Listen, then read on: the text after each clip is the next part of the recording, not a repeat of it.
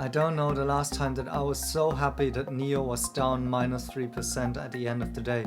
To be honest, that was an epic trading day, and let's dive into what happened today in the overall markets, into NIO, and then also some of the positions and actually what I've been trading throughout the day today. But first, give this video a quick like if you held onto your shares even in a day like this. Alright, so in the video this morning that I published, I mentioned that we are now sitting similar to previous corrections at a support line and within the bull market, and we need to see what happens today, whether or not we can stay actually in this uptrend. And as you can see, we went straight through the support levels here and really got struck hard. So intraday, the Nasdaq was down more than 3%, and that was, as explained before, because of the fear about interest rates that are rising, the bonds, and also about the inflation fear. And before, Powell did say something about what will be the strategy or the policy of the government. And so that's normal for the valuations of the companies. We use discounted cash flows,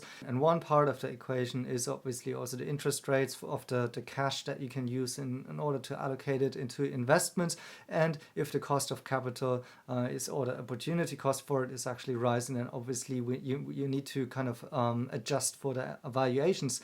So that fear was out there in the markets, but in the end, it seems like that Powell's speech, or like his public notice on the strategy of the government in the future, could calm down the markets for a little bit, or not just a little bit, as we see. Because at the end of the day, we saw this huge green candle. I was actually funnily outside eating. I didn't notice it, and then came back and saw that we actually came back within this kind of upward trend channel here, and we broke through this resistance, and now it became the new support. So technically we are now back in this bull market, and personally I feel that it's more likely now that we actually see some green days following and actually having this bounce back soonish, although obviously it may be a little bit more rough than we would like it to be. But usually those corrections, or also the upward bouncing, can go really fast then. So I actually hope that this was a really strong signal for the market makers and Wall Street and investors that this kind of fear about the interest rates and inflation is not a big topic for now for the growth stocks. And now for NIO, this was absolutely crazy. So we've been down intraday -16%, and then closed it almost at $50 a share here. And so yeah, this was a really strong finish here by NIO, although we didn't make it beyond the $50, but what a day. I'm really happy that we managed to fight the way back here, because at -16%, I mean, that was really rough, and it shows a lot like this big volatility within the stock.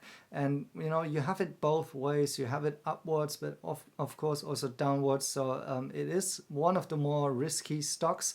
But this is also why I'm always saying, like, everyone needs to know what they're investing in. I'm trying to give the best information that I can here on a channel. And second of all, only invest what you can actually afford to lose, or what you are feeling comfortable with. And I personally, I have a really, really big NIO position, obviously. So yeah, I definitely had some strong emotions this morning. But this time I had a plan. This was like 4 steps of what I'm going to do when the market opens today. I'm not a day trader by all means, but today I knew it's going to be an important day based on also the video that I did in the morning.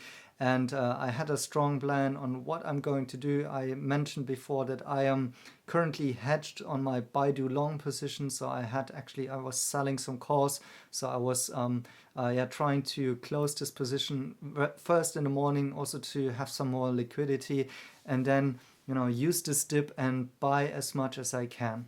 So as outlined in the morning, I wasn't worried about the NIO position at all. Tesla, I was a little bit more uncertain on where it could actually go. Baidu, I said, like, well, correction might be in the books.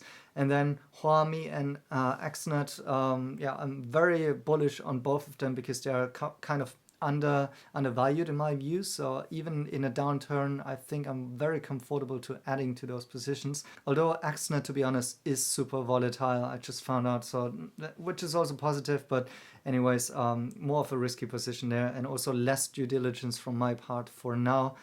And then Bitcoin, also not worried so far. And Fudu and Tiger, in my previous videos, I always told you that I think that these are due for a correction just because of the big run-up recently. So personally, my plan was to possibly double down on some NIO call options if I see something happening there. And then buying more of HMI and XNet, both common stocks as well as call options if possible. And then I noticed that XNet is actually looking pretty good because it was sitting in a support zone from below and actually in a wedge pattern. $7 and $8 are kind of some of the recent all-time highs that this stock, if it breaks them, it always really spikes a lot. So I was looking to load up in this wedge pattern here. So I bought call options as well as some common stock there. Very early in the day, I also closed my Baidu hedge, which means I bought back the call options and thereby had less exposure in the markets. And instead I added a NIO March 5th call with a $47 strike, and they already began printing once we recovered in the stock earlier in the morning, and by the end of the day they were up more than 100% luckily, so that was kind of a good deal here. So in the end I added some more XNet here at around $6.40, and I also bought some couple of more Huami short-term as well as long-term call options here. My thesis here still is for Huami, for NIO and for XNet that we still may see a run into earnings because these stocks recently haven't been performing well. Well, maybe Huami and XNet had kind of some run-ups, but that is kind of more of a first ignition of what is the true potential of these stocks in my view. So I'm not feeling uncomfortable of actually adding to these stocks at those levels right now, because I just feel from the business cases that I made and the research I've done of them that they seem to be quite undervalued for now.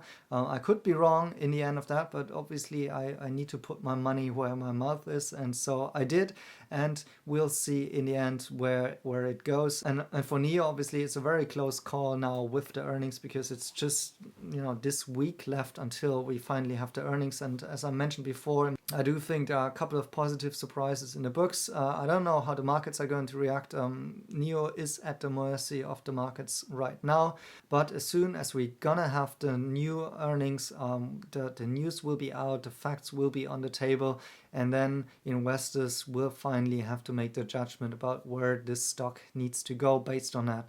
And I'm going to make a more in-depth video into the earnings with my projections and also my expectations.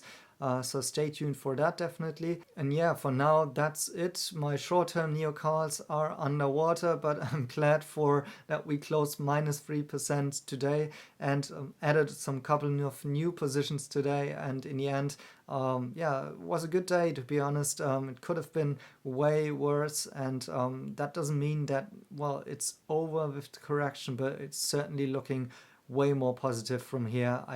I would be betting that tomorrow is actually gapping up green the entire markets, and then we'll be rallying from there. But I could be wrong with that, so not investment advice as always. But thank you guys for watching, and see you in the next one.